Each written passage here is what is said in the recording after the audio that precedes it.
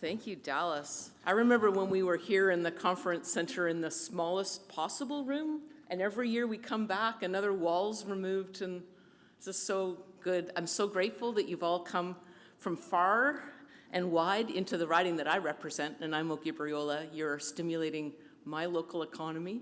And if you came here on the Hello Ferry, or if you're staying in the Marriott Courtyard, you're putting money into the pockets of Snuneymuxw First Nation. We've just expanded. The leadership of Chief Wise has been incredible in this region. Hands raised to him and his council and his elders council. What they're manifesting economically and socially is incredible. Who heard the Kwem singers the very first night in the reception?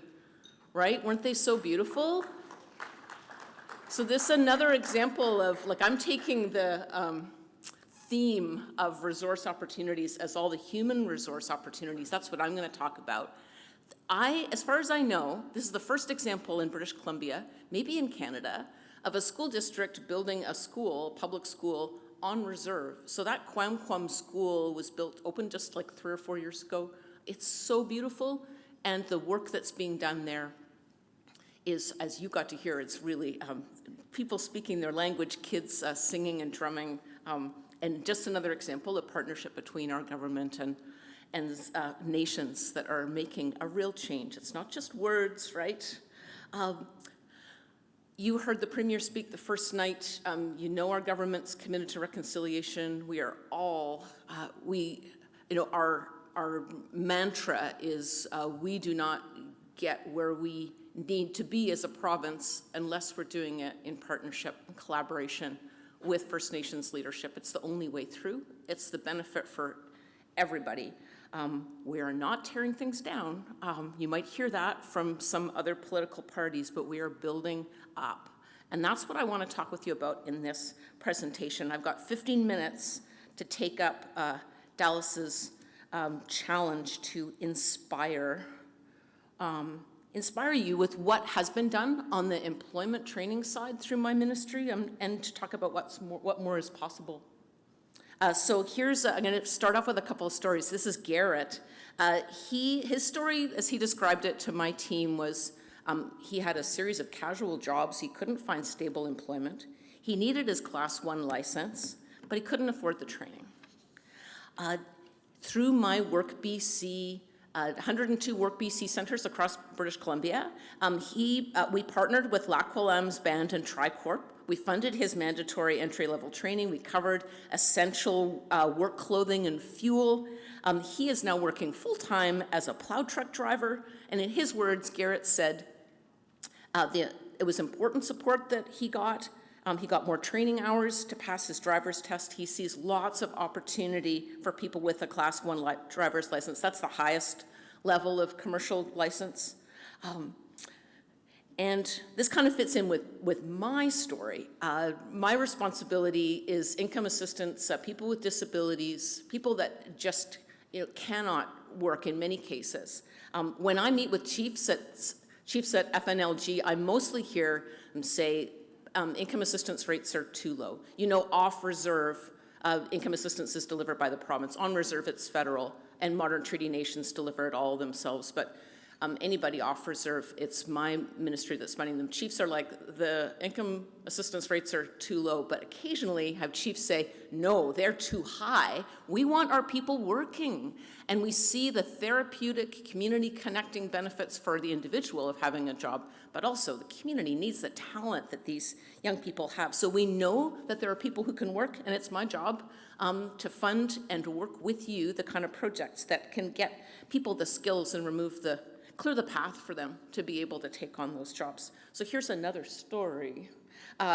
Lakeisha is also from Lac-Willam's. She wanted to follow in the footsteps of her grandfather and her great-grandfather, but she had felt stuck. The turning point was when she went to the Kitsilis 5-tier career fair. She also connected in with a Women in Trades workshop. I met her and her family at the Workin' It Indigenous Career Fair last year. I think it was in Surrey. Her whole family came out. They were so proud of her. They were like she's the first person in their family that had ever got some kind of like certification or a credential in her work. She's working as an electrician apprentice now on housing projects that her nation is building. So proud. Hands raised to Lac-Willems for the leadership there. Here's another story. Daryl, he's the fellow on the right. He was in Squirrel Cove on Cortez Island. He wanted to be a heavy equipment operator, but the distance to training in Powell River was just too much. So again, my team through Work BC partnered with Clahoose First Nation. We supported his travel, his accommodation. He got trained and certified as a heavy equipment operator. And we need a lot more of those out there. So these are more stories that we want to replicate. Here's another story. Joseph is the guy that's pictured here. He was laid off from his job. He was struggling to find work. Work BC partnered with Nisga'a Nation to help Joseph get his heavy equipment operator certification. He's got a job in the mining industry.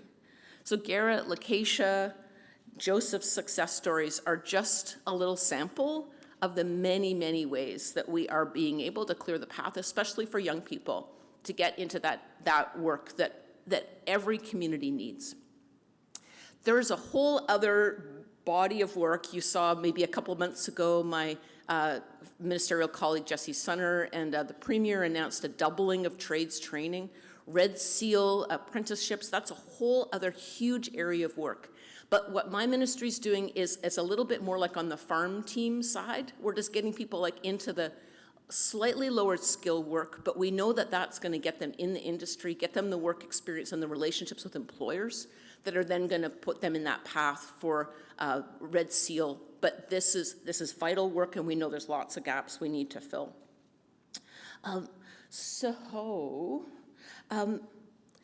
So here's the formula. First Nations identify their own workplace, their own workforce priorities. And sometimes it's employers that are doing this as well. This is a program that anybody can apply into. You name who in your community needs to be trained. You name what jobs need to be filled. And you can also prescribe who's going to carry out that training. This is not delivered by my ministry. It's designed by you in the location that you want, but we fund it. With federal funding, which is another credit to Mark Carney, to the Prime Minister, he's agreed that the federal government should continue the practice of taking federal employment training dollars, push it out to the provinces and territories so that it gets delivered in a way that's really close to the ground. So we are supporting these projects by making the funding work. So here's another example, Quatsino First Nation Economic Development Corporation project. I think Quatsino's in the room. Put your hand up, good work. We heard from the Chief and Counsel at FNLG about 16 young people who've been trained through this program to be bulldozer operators. Again, the call was to not have them go away to the big city to be trained, but to do it in community and super, really in high demand. Taku River Tlingit, another training project that we already did, providing essential skills training and work experience, preparing them for careers in administration, hospitality, construction, land use, IT, transportation. Another project with Squamish First Nation, trained 16 people with plumbing-specific training, preparing them for apprenticeship roles and to meet the huge building project that's happening in that nation. Hatzel did another project with us. It's just started, training 8 people in the Caribou region for carpentry. Dididat, I think, is also in the room, or at the conference in any case. We did a project with them for people doing construction skills training. They built and operated the Cayuse retreat cabins on the West Coast. That's the work that's being pictured in the slide here. Again, creating employment and supporting tourism. That whole retail and tourism sector fits perfectly in this program. We're doing a lot of training in that area. Moachit and Muchalath nations, I think you're in the room also.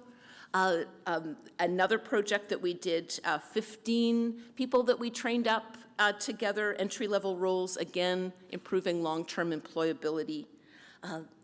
Another amazing project, training up, this is actually just announced in April, a 48-week program in Terrace and Nisga'a, training early childhood educators.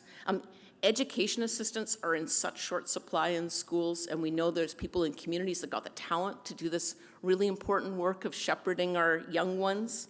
Employability, essential skills, occupational training, work experience with local employers, and then follow-up to support people once they get into their jobs to make sure that it's going well. We want them to retain the jobs that they have and support them in that area. Here's another great one we funded. This was a multi-industry skills, a trades exploration and employment project. ISET partnered with us on that. And again, Indigenous youth participating in the construction industry.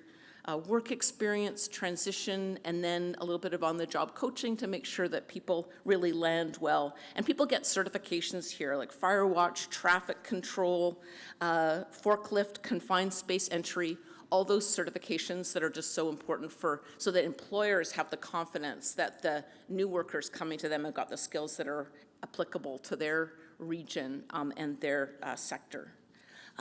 And then we've also got, we know this theme of not everybody's ready for work yet, and so our government is really dedicated and partnering, again, with nations and First Nation organizations to get people the supports that they need. Here are a couple of local examples. The former location of Kwamut Lalem, Addiction Treatment and Trauma Healing Center on Snana's territory, is now the Orca Lalem Wellness Center. Hands raised to Kwamut Lalem, the Child Welfare Agency, again, who partnered with us. They're doing incredibly important culturally relevant, welcoming places of healing.